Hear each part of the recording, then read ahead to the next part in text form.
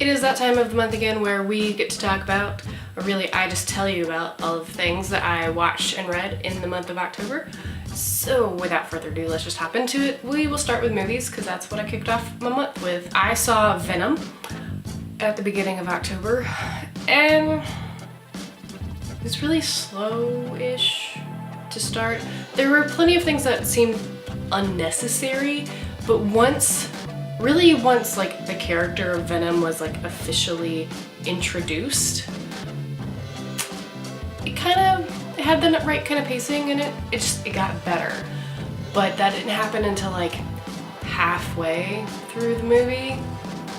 So yeah. The next theater experience I got to have was one of those National Theater Live events, and they were doing an encore presentation of their 2011 production of Frankenstein, which you had the choice of seeing Benedict Cumberbatch as the creature or Johnny Lee Miller as the creature, and whoever you were seeing as the creature, the other actor was playing Victor Frankenstein. So the production I specifically got to see had Johnny Lee Miller as the creature, and Victor Frankenstein was played by Benedict Cumberbatch. It definitely put Frankenstein in a new light for me personally.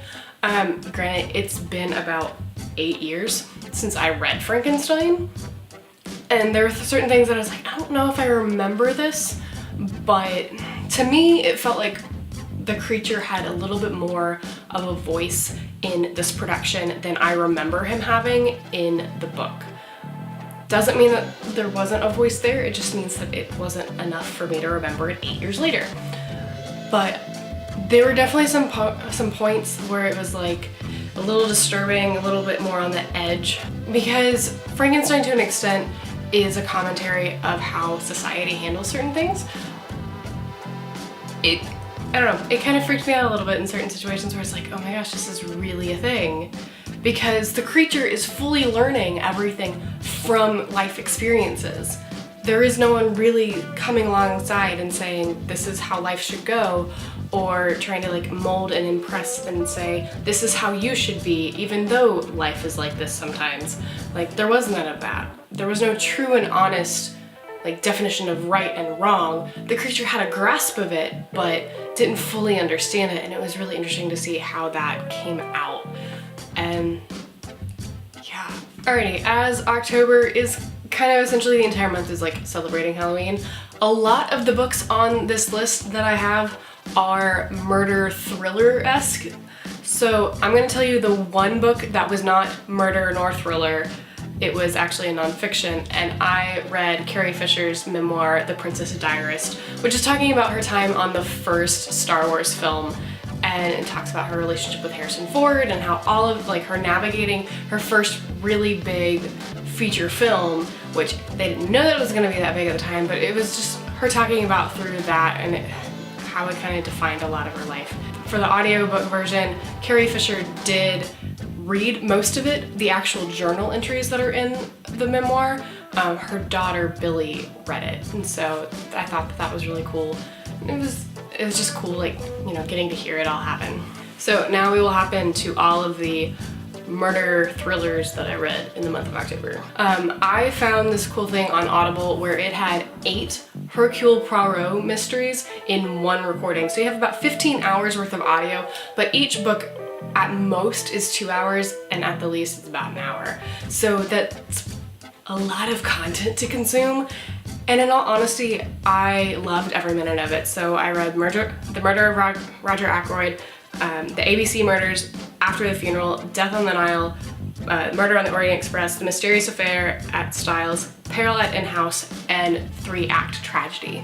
And each one had their own little quirks and twists and turns, and it was fun getting to see how much I could actually pick up and guess, and how much it was just, I think most of it I was just trying to like relax and enjoy it and not really worry too much about it, but to an extent some of them I would get like really into, and I would want to try and solve it and see if I had any hunches and see if my hunches matched Hercule Poirot. I know at least for The Murder of Roger Ackroyd, it didn't cross my mind though, like who the murderer was, like that person did not cross my mind because of the role that character plays throughout the story. And this particular like compilation of the novels, they were what the BBC had done to dramatize them a little bit for radio. And it makes the experience that much more enjoyable, I think. That leaves us with one more book that I have to let you know about, and that is Final Girls by Riley Sager. There were moments that were like massively intense, and I was scared for a moment just because of like I was feeling exactly what our narrator was feeling. And so to give you an actual bigger picture, because I just kind of jumped into my emotions about it, Final Girls is about a girl who went through a massive like horror-esque, like a horror movie type of tragedy where like a lot of her friends were murdered right in front of her, and she was the only person that survived, therefore making her a final girl. And in the grand scheme of this story, she was the third final girl to happen over the course of like 10-15 years, if I remember correctly. The like first inciting incident, if you will, of this story is that the oldest final girl, it's thought that she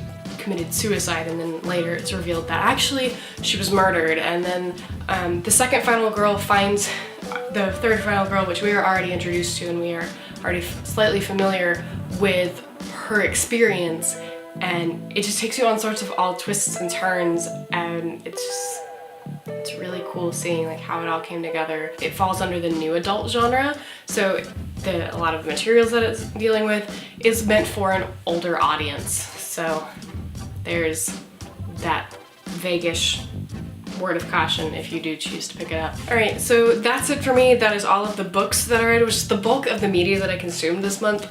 I truly enjoyed every minute of it. I was actually kind of blown away when I did the tally, like how many books I had actually read. Because it's the most I've read in a month in a while. That's like a semester's worth of books. But I did it, I enjoyed it, and I make no promises to do that again, because now we're in November and that means NaNoWriMo, so I'm writing a novel as opposed to reading them.